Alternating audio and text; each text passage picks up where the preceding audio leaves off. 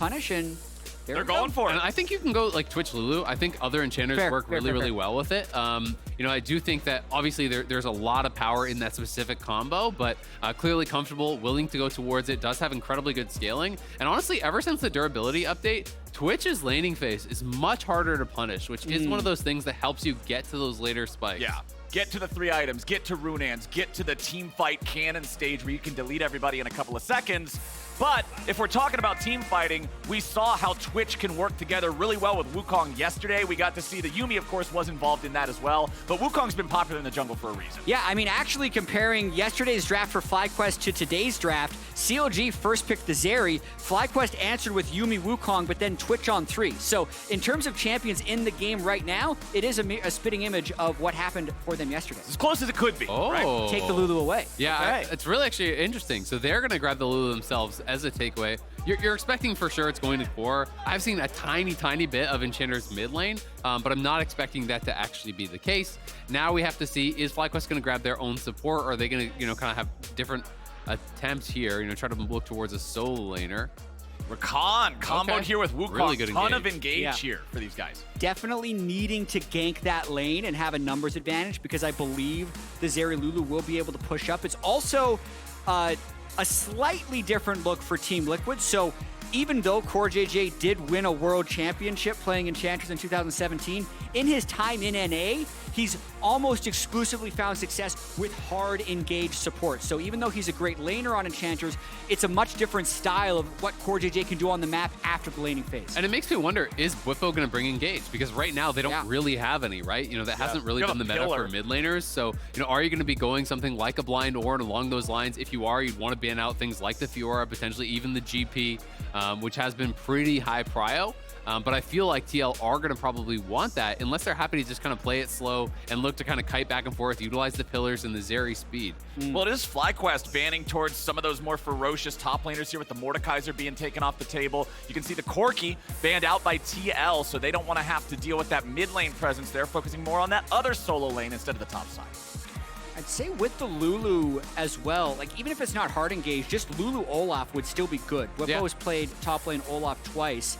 It can really allow them to run down Twitch, and it is unbanned. So I wouldn't be too surprised if we saw that pick on the 4-5 for Bwipo. Well, we do see the Ornn banned away by FlyQuest there, so eliminating one of those big engage options like you're talking about, making sure that Team Liquid can't just default to one of those most powerful options for that. 10 seconds left.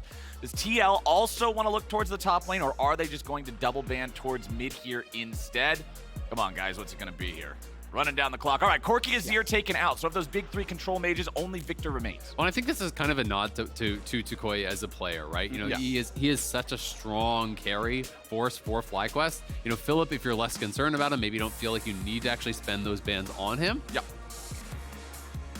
Also think that it's more likely to counterpick top lane, as that's been the general style for LCS since the teleport changes.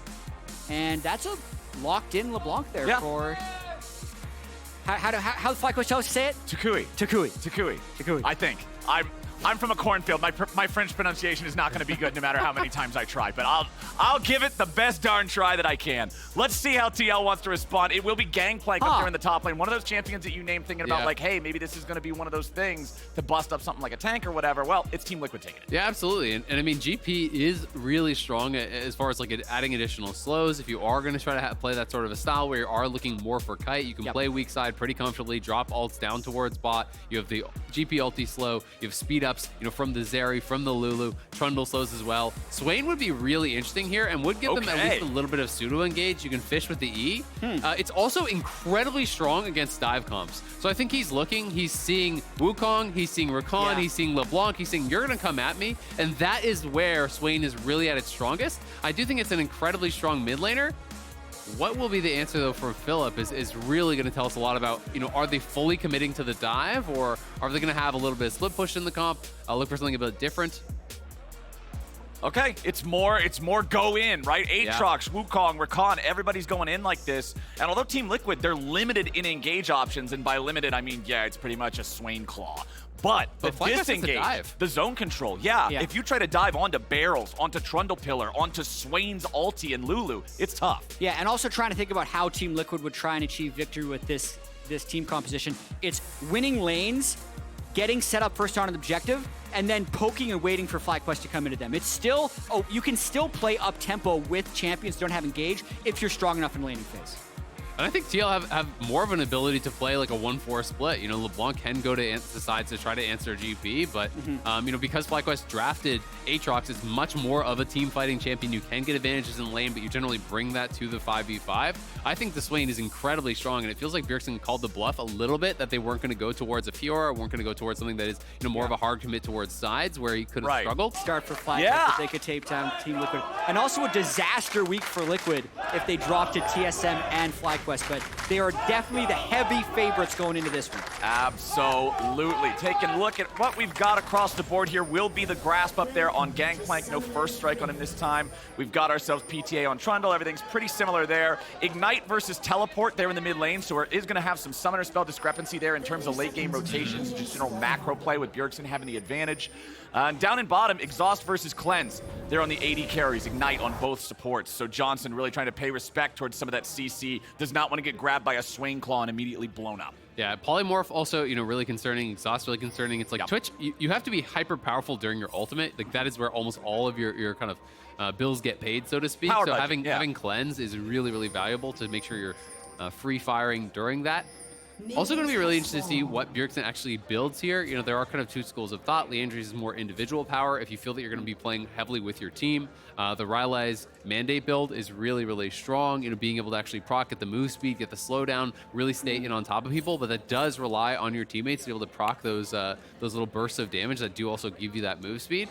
So it'll be interesting to see if he wants to build for that. Yeah, it would also make him a little bit more vulnerable in side lanes, since typically, especially in pro, you're needing to play more side lanes, although last game was an exception to that where they had the Mundo going side and they put a Blaze all of mid on Corki, but we'll definitely be looking forward to seeing Bjergsen. A little bit of cheese. Yeah.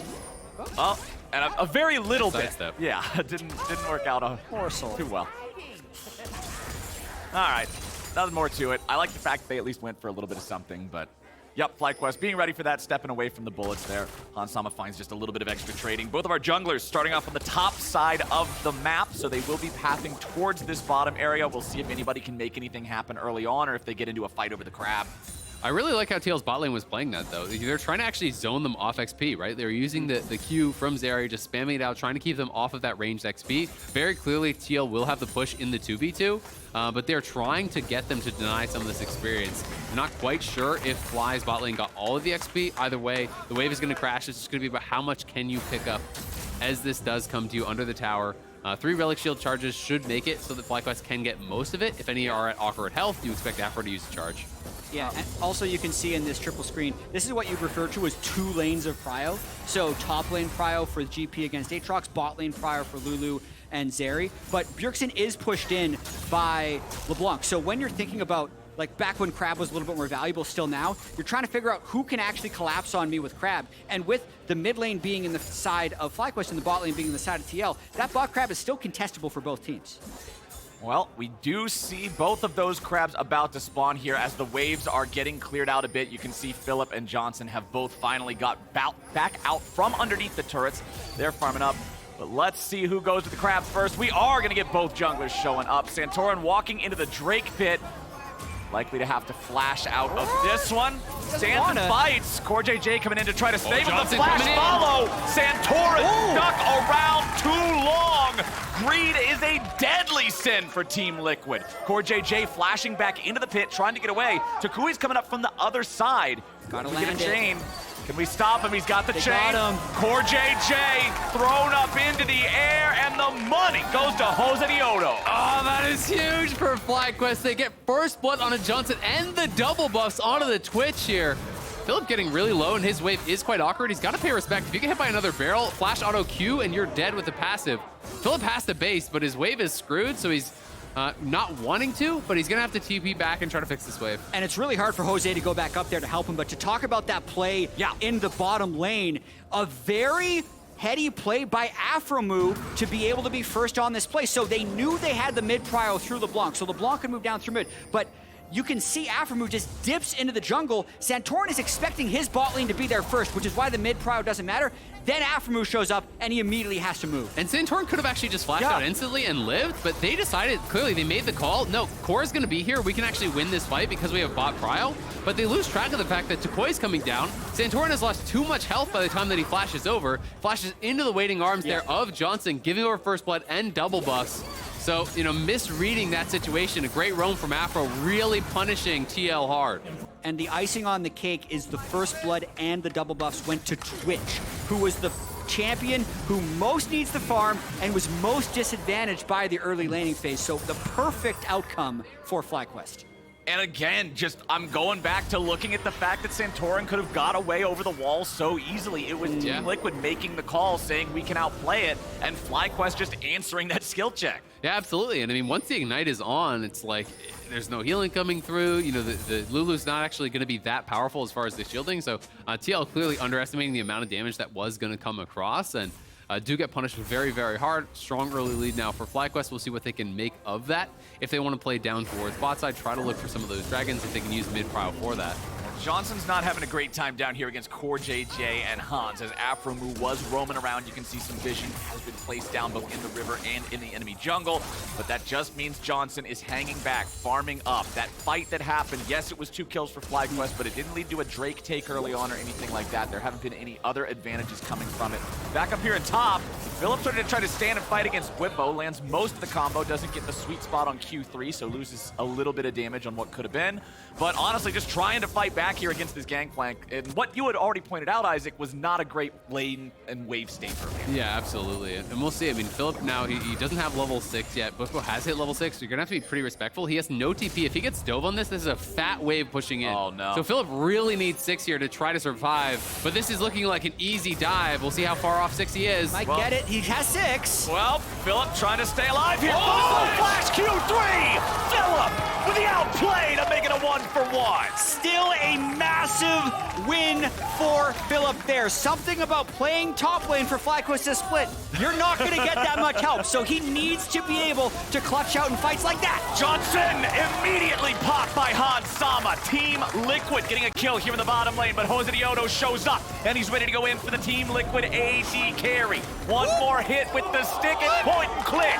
CoreJJ nearly kills off Aphromoo, but now he's able to get on back as JoseDeodo keeps the chase alive and scares the Team Liquid support away 1-for-1 when the dust settles. Yeah, at the end of the day, you know, really nice outplay here, you know, from Philip to be able to get the kill. The Q3 flash was big. You can notice how he's actually focusing on the wave, trying to get them in, spending his Qs on the wave, gets 6 here, pulls back, pops R, then Q3 flash straight in onto Bwipo, who does have the turret angle. Really well played from Philip. Unfortunately for him, he's still going to lose a lot of experience on this. The next wave even crashed, so he loses about 2.5 waves on that, and the wave will bounce. And on the other side, TL are able to get this 2v2 kill. Yeah, and this was huge for Hans Sama and CoreJJ. Okay. This was also then huge for Solo kill. Johnson's revenge immediately after just taking out Hans Sama on the Zeri. 2-1-2 now. 4 out of 5 kill participation on the Twitch feels great. Man, that's going to be plates as well. Like, that was a pushing wave. Actually, so big. You die, you know, solo kill for Hans, you know, dying with that wave pushing in. So it's at least 1 plate has already gone down there. So that's like a kill and a half going over there to Johnsun. Because of that plate plus the kill, going to deny some minions. And Johnsun is out ahead significantly over Hans here. Nearly 1K in the lead just in that 1v1. Another fight here at Rift Herald. Yeah, we might have some problems. Team Liquid pulling away from the Herald, looking towards Bwipo now. And JoseDeodo runs in to steal the Herald. FlyQuest, they end up coming out with the objective, but can they get everybody away? JoseDeodo flashing over the wall, not going to give him the opportunity. Toucouille trying to get out of there. FlyQuest doesn't lose a man. They get what they came for. Philip needs to get out of town now with Santorin coming back up here, but that was an awesome steal from Jose. FlyQuest is clutching up right here. So they got 1 plate and the solo kill by Twitch bottom, and then they wait until just the right time to make that Rift Herald the flip. They also engaged on Bwipo in the top lane as that was happening to make it so they couldn't get collapsed on. But we're going to watch the solo kill one more time. Yep, he got 6 in stealth. Hans Sama never saw him. So you never see that he's 6, so you're not paying the respect to that. You know, queuing up, only needed the Canyon for the XP. Really well played here. Gets all the autos, kites it out well, lands the in. Bwipo now. Bwipo eating those oranges just in time to avoid some serious, more serious threat of death. as toucouille loses his clone here in mid lane. Bjergsen still doing just fine. Gets the claw onto Aphromoo there, so going to get a little bit of extra soul shard power out of that. We still haven't had any single Drake take just yet, despite the fact that this has been a pretty scrappy game early on. The only neutral objective is still that Herald, which is still in the inventory of Twitch. Bjergsen trying to get out. Johnsun needs a little bit more. Will that poison kill him? It's still ticking. 20, 11, 1! Dead! Holy moly! I thought he was going to live at 1. Bjergsen messed it up, though. He actually activated the claw, which pulled Johnsun into range for an additional auto. In that situation, you know, he's going for the heal, and I think the heal would be less than the additional autos that Johnsun was able to get.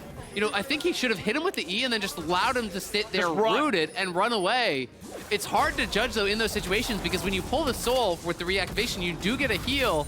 But in this case, it seemed like that was the little bit extra that Johnsun was able to need. Johnsun's Twitch is absolutely the champion to watch this game. 3-1-2, Bork is already done. The guy is making things happen. Having that Blade of the Ruin King is just making him a menace anywhere he goes. I mean, Core has ult and flash, but he might need both. CoreJJ trying to stay alive in this one. Johnson's going to get exhausted. Can't find the kill just yet. Hans Sama looking for a little more damage. Santorin coming in from the side, and Johnsun is shut down. Good punish from Team Liquid.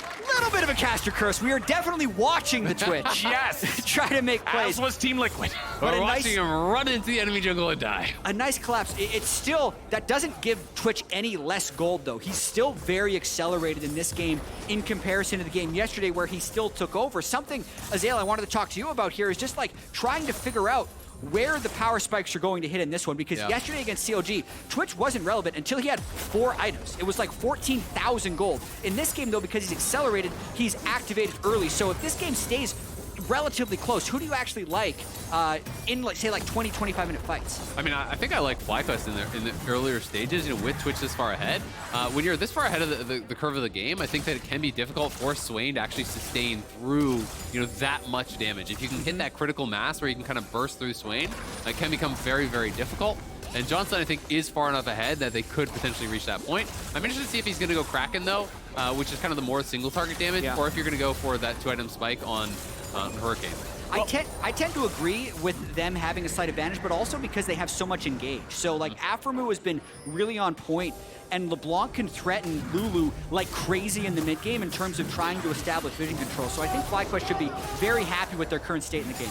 Well, they did manage to at least get value out of that Herald. I was starting to get a little bit concerned because the timer was getting dangerously close to 0, but they get the expected value and more, as it was about 3 plates left on this bottom lane tier 1 turret. FlyQuest were able to strong arm that one down up to a 2,000 gold lead 12 minutes into the game. They also got the first Drake, so really everything here in these early stages of the game is going their way. Yes, there's been a couple unlucky deaths there, like Johnsun wandering into the jungle. Yeah, you don't like to see that happen, but overall, going up against a team like TL and having a showing like this at 12 minutes feels great. I mean, it is great, right? And I think people are going to have to start paying more respect to Johnson's Twitch. This is the 3rd time he's got it. This split was massive in their win yesterday. To your point, Jatt, you know, it didn't really turn on until very late, but in that final team fight, he did nearly 8,000 damage in one team fight. Like, it was a great engage, you know, from Jose, who was playing the Wukong.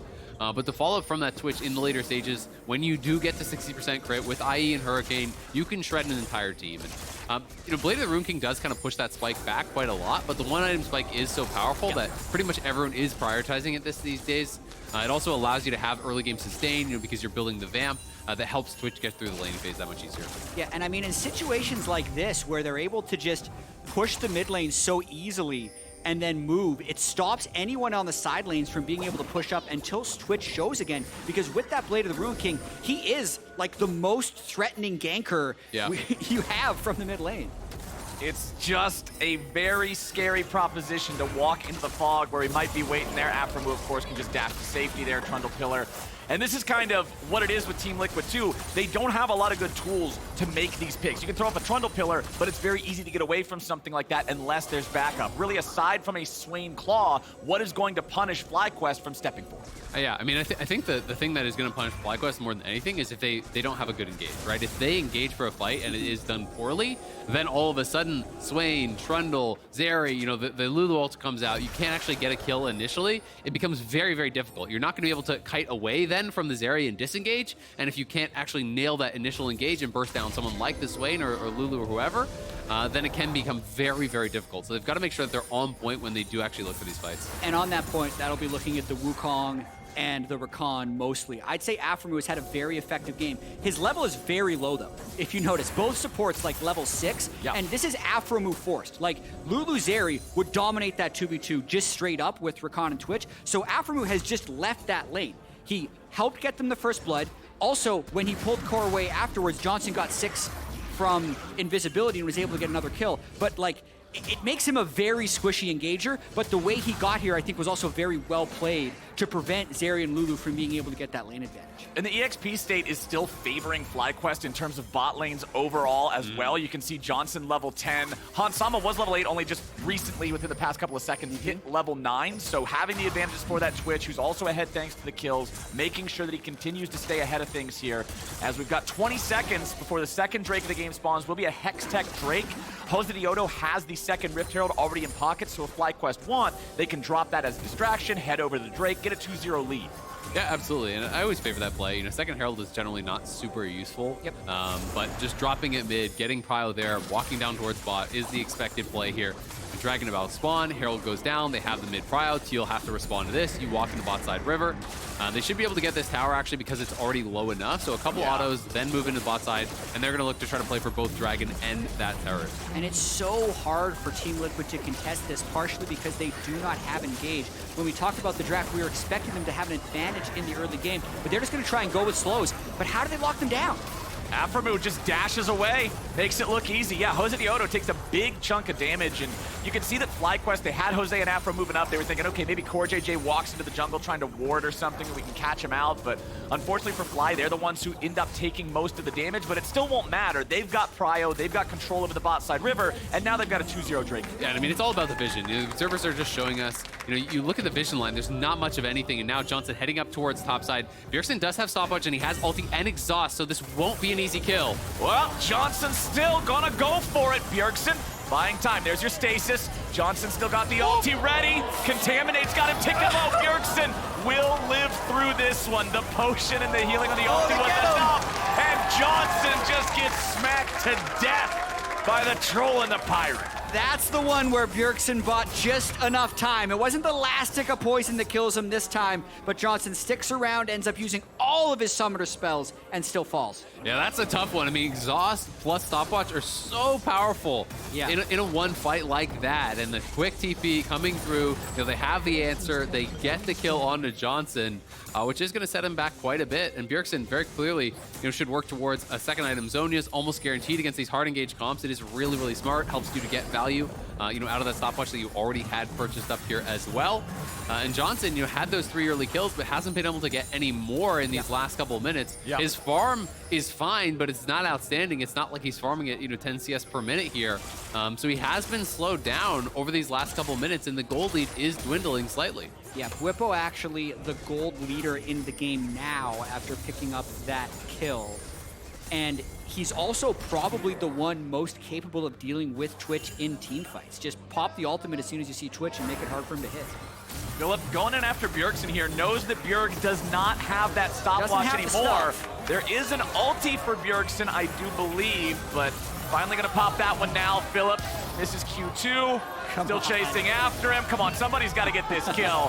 Philip dashes in, there you go. Philip grabs himself a kill on Bjerg. Takes them a minute, but they get the kill. There's no counterplay to be had on the other side of the map, so it's not really a big deal whatsoever. TL pushes up top side, but toucouille is there to actually answer. They knew Bwipo's TP was down, so there was no sort of response that was going to be coming through. We'll see it. Oh, nice barrel chain.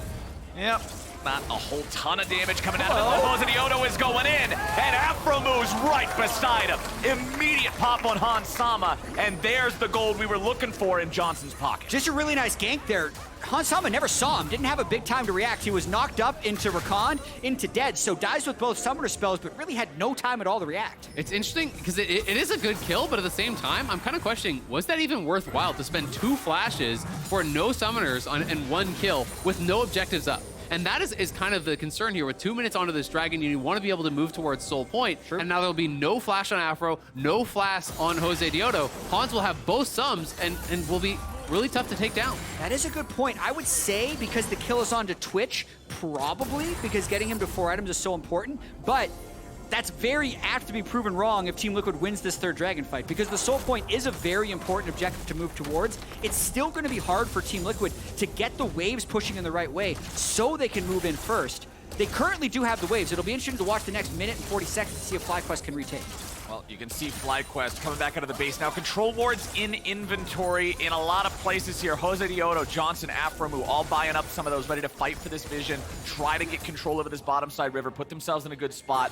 The Drake will spawn post 20 minutes, so Baron will also be available. If this fight happens to go completely wild, there is always an option for something to be followed up with that. Team Liquid setting in this bush, though, waiting to see just maybe if FlyQuest will get a little bit too brave in terms of their vision application. They're sweeping, but it doesn't look like it's going to happen here just yet. toucouille down here in bottom lane, but backing up as he sees Bjergsen show up down here.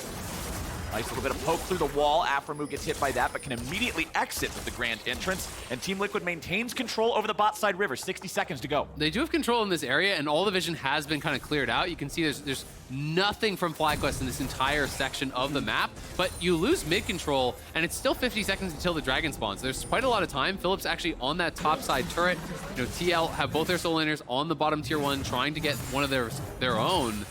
And FlyQuest also cheating up towards Baron, so willing to at least threaten that they could try to start this. And one thing I also want to point out here, because it goes with what Jatt was talking about earlier, talking about some the ways that the Swain can work in these fights. He's got Ghost, thanks to Summoner's Spellbook. So when they go in, if they don't have that proper engage from Aphromoo, from JoseDeodo, Bjergsen's ability to navigate around in these fights and just keep that ulti going and keep the DPS maximized, it could be very scary. Also really big that he completed his Zonias. You know, that coming through is such a big deal. And now FlyQuest are moving in here. TP is already coming in early from Bjergsen, trying to help them maintain vision. They want to force FlyQuest to walk through this Swain, which makes the claw very powerful. But it was so important, actually, that Team Liquid, about a minute ago, used both Gangplank and Swain to kill that bottom turret, because it gave them control of at least enough of the map to move in for this dragon. So really nicely done to pick up that dragon from a 3,000 gold deficit. Team Liquid outmaneuvers them. FlyQuest now on a 2-1 Drake lead, and I feel like we don't really have any reason for anyone to be demanding a fight now with that dragon having passed, and it's only just now past 20 minutes. You don't normally see Barons that early, so where can we kind of expect the next big moment to be? Is it 5 minutes from now on Drake number 4? I think it's very likely around that, or it's around FlyQuest trying to make another pick, right? You know, we've seen them go for those a number of times, you know, trying to pick people off in the side lanes, trying to pick off, you know, Zeri here in the mid lane. They're the ones that really have the ability to actually start these plays off aggressively, so it's just really up to if they can find a beneficial situation. You know, Johnsun now has his Kraken, he's got the Zeal, so he's closing in on the Hurricane. That 3-item spike is very big. The 4 is going to be even bigger with his IE. But at the very least, FlyQuest was able to get, you know, a bit of a gold advantage from TL taking that dragon on the bot side. You know, they pushed up top, they took the tier 1 tower. Yes, that was traded back, but they stole away some camps, so they got a little bit of extra farm. So they are sitting, you know, in a pretty big gold advantage at this point.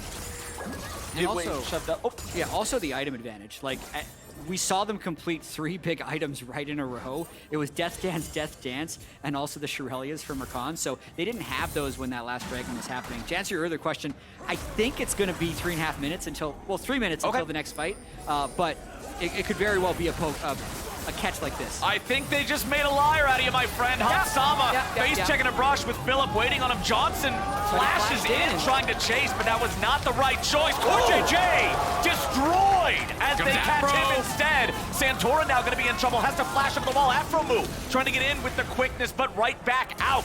Bjergsen coming in, seeing if maybe there's some sort of a counterpunch to be found, but toucouille is also on the flank. They find chains over the wall. Bwipo's going to get brought back, but he flashes away. toucouille jumps in, and he finds Hansama.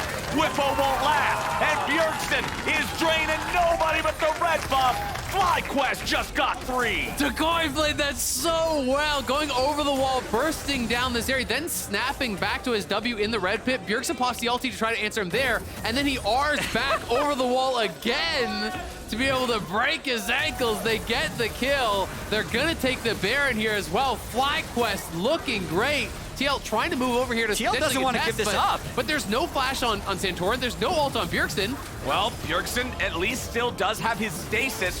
JoseDeodo jumping in there, seeing if they can have any sort of success in this. FlyQuest is going to be scared away from the Baron. They have low health bars. They don't have a lot of resources left. FlyQuest disengages. That, to me, should not have stopped Baron. That was a very weak try by TL there, but then FlyQuest was like almost overzealous to never let it get stolen and try to pick up a kill. But they could have actually just stayed hitting Baron and then turned once it got close, because Santorin had no way of knowing what was inside. But this play itself, a huge win for FlyQuest. Yeah, absolutely. Just Johnsun opening up here on Hansama, pushing him right into Philip.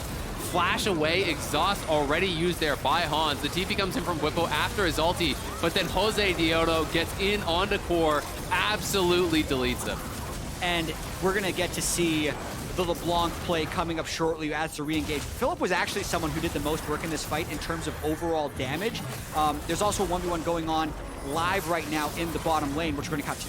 Well, we got Bwipo trying to get away as JoseDeodo arrives first, but Santorin's looking to join in this one as well. Bwipo can disengage it with the power of those barrel slows and the movement speed bonus that he gets out of danger. And just looking at this game right now, yes, FlyQuest is still in control. The Twitch is going towards a critical mass moment, but if FlyQuest end up not winning this game, I think that pull off of Baron will be the moment that broke, because I feel like if they get that Baron, they'd have so much control and really probably won this game. I agree. I mean, they overcommitted to the turn too early, because you didn't have Rakan ult, you didn't have Wukong ult. Your turn is not that powerful. You needed to let TL actually walk all the way up, then just turn and kill.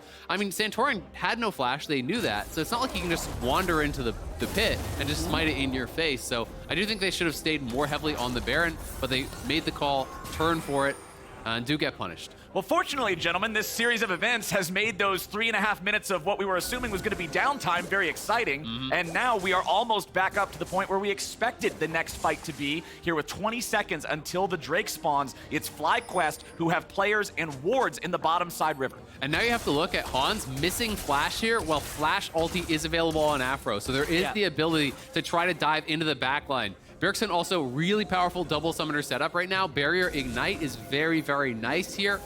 Both to kind of cut down a lot of the healing, but also keep himself alive. Hans is missing flash, but he's also missing an item. Yeah. Johnsun has a whole other item. Yeah. So this is a Drake that actually Philip is just taking by himself, and we're seeing a possible cross map by TL, but not much doing. Bwipo might be able to steal that with a barrel if yeah, you can see Philip's not careful. He's placing the barrels over the wall. Oh, he failed his chain. Oh, no! Pin away. Close your eyes, you didn't see that. Johnson's ready to try to make a move out of this. Johnsun unloading! Rat-a-tat-tat, fire the gas! Bwipo is down! Cut the video. That's a rough one. That's one of those moments that you want to forget real quick. Fail the barrel chain, get solo killed by Twitch. You really hate to see it happen. No, that was a series of unfortunate events for the Team Liquid top laner. FlyQuest is loving it. They're on soul point. They're the ones who just got more money on that Twitch. That, as you guys are saying, hey, he's 3 items. Runaan's Hurricane is done. Next one's Infinity Edge, and that's the game breaker. It really is. I mean, with the engage that they have right now, here's another one onto CoreJJ. No one is in range to follow, though. Yeah, Core will get away from that one. It's kind of just ulti trade for ulti trade there. JoseDeodo spending the Cyclone, CoreJJ losing the Wild Growth. Neither one of those having incredibly long cooldowns, so I don't feel like this will be super consequential. It still might square off a little bit further, though. Team Liquid really wanting to fight back for some control over this river, but a little bit of a jump over the wall for toucouille to try to grab some poke. 1-0-2 here on the LeBlanc, 0-2-2 for Bjergsen Swain as Bjergsen face checks the brush, eats a little bit of damage. Goes into the ulti, so FlyQuest are backing off, not wanting to immediately engage into that massive zone of control, but it's toucouille into the back line, finding a ton of damage onto Hansama. CoreJJ, remember, no wild growth. Bjergsen gonna get rooted there by the chain, but they do not have the tools to follow up. Everybody walks away.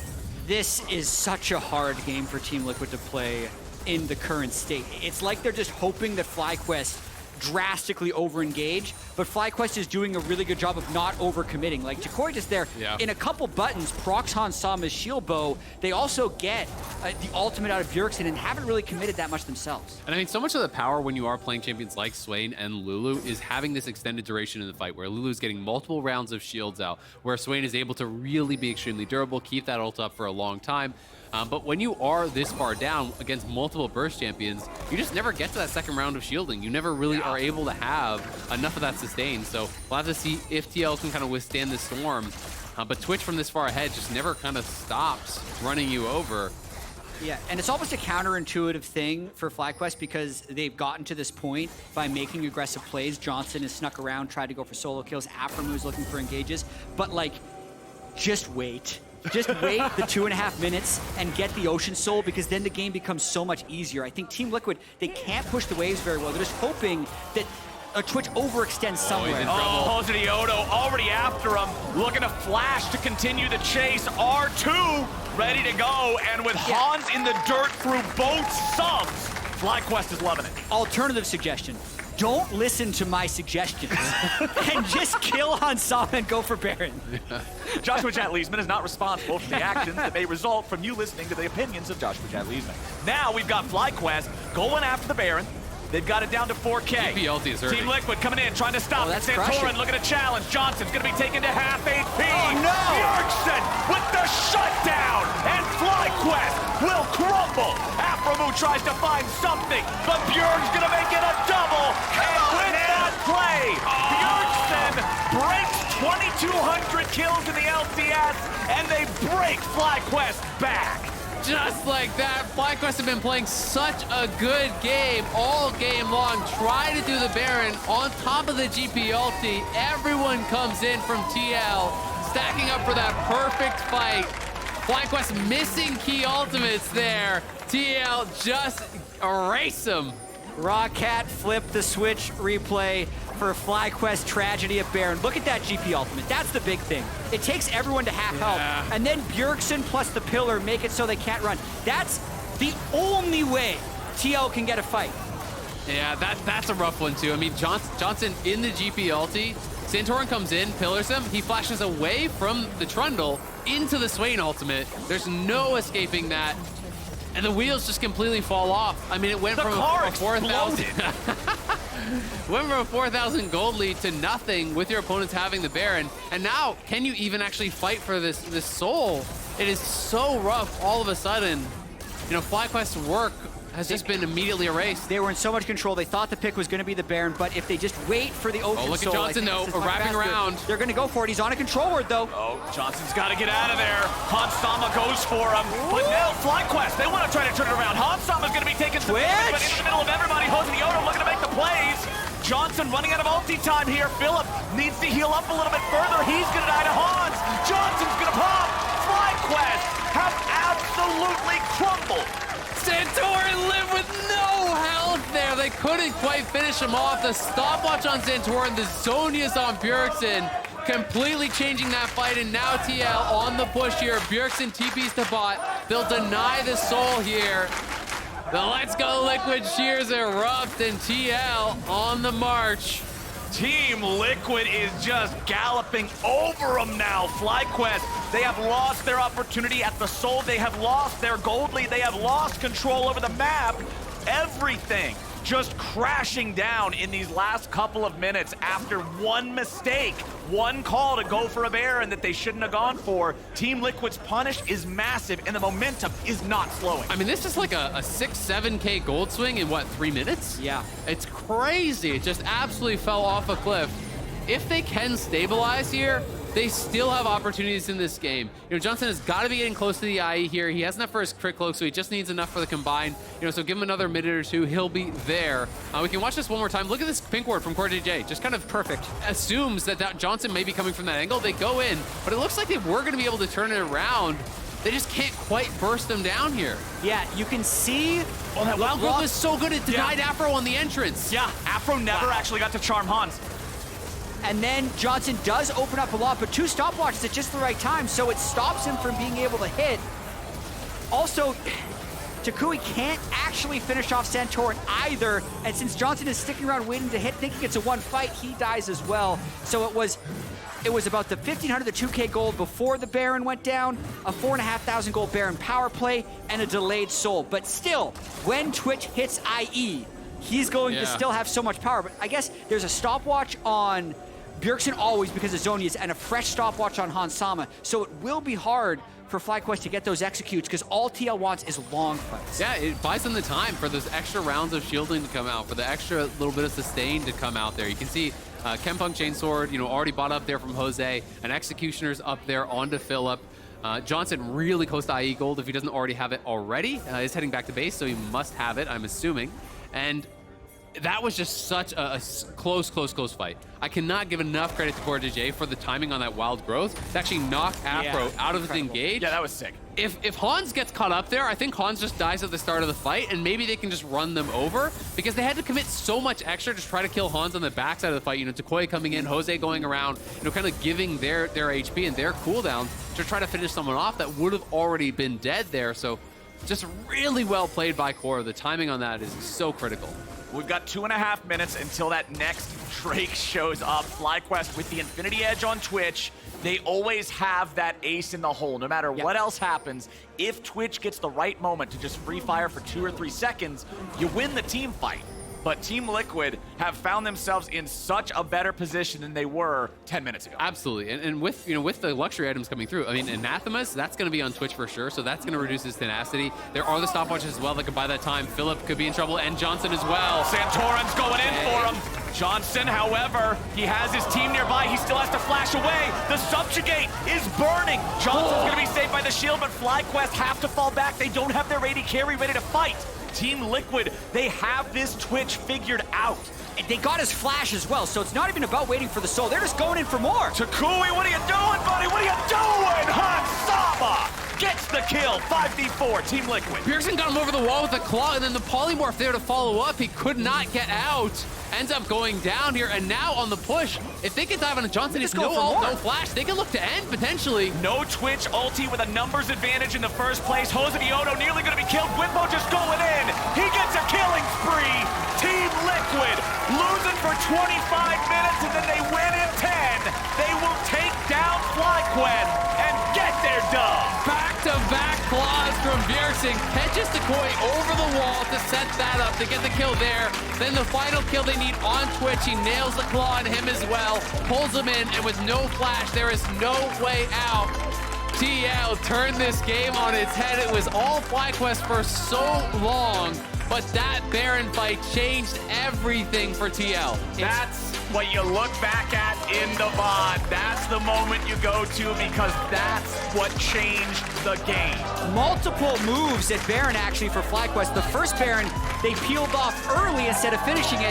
The second Baron, they probably shouldn't have gone to it at all, but throughout it, Team Liquid was able to minimize their losses. They were on the back foot for so much of that game, did not have engage tools, but then as soon as something does break their way, they absolutely make the most of it, and they never allowed FlyQuest to recover. Absolutely, and once FlyQuest was no longer kind of monstrously ahead, you saw how powerful the TL composition can be. When you can't get that initial kill, whether it is because of shielding or peeling, or whether it's because of a critical stopwatch on Santorin in that jungle fight, or the zone is there for Bjergsen, they need that initial kill to really be able to win these fights on FlyQuest side. They spent all their cooldowns.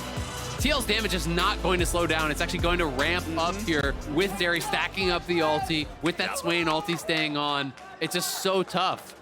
And I liked how well you called it, because I think it was within 5 minutes of you saying, this game just feels so rough for Team Liquid to play from this state. You're basically praying for FlyQuest to make the wrong call. That's all they were waiting for. And there was 2.5 minutes for Ocean Soul. I told FlyQuest to just calm down.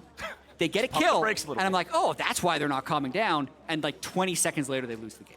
Yeah. So League of Legends is tricky. It's very tricky when you're in the moment to be able to have like enough patience to know that they could. I think they just win the game if they wait for the Ocean Soul, and if they don't go for that Baron. But there's a lot of games that they'll win by looking for picks, going for Baron. The other team will FF and chat as soon as the Baron gets taken because they're playing a scrim and it's over. But that's not the game we're playing on stage here, and Team Liquid, with the experience, pulls through. I mean, honestly, I'm still really impressed with what we got to see from FlyQuest for the first 25 minutes or so of this game. Johnsun on the Twitch is proving to be a problem again and again. FlyQuest knows how to use these invisibility windows with Twitch, with Wukong. Like, we talk about the catch on Hansama in mid lane, where it's just like, yeah, he never got to see anything coming because Wukong and Twitch can both just appear out of nowhere.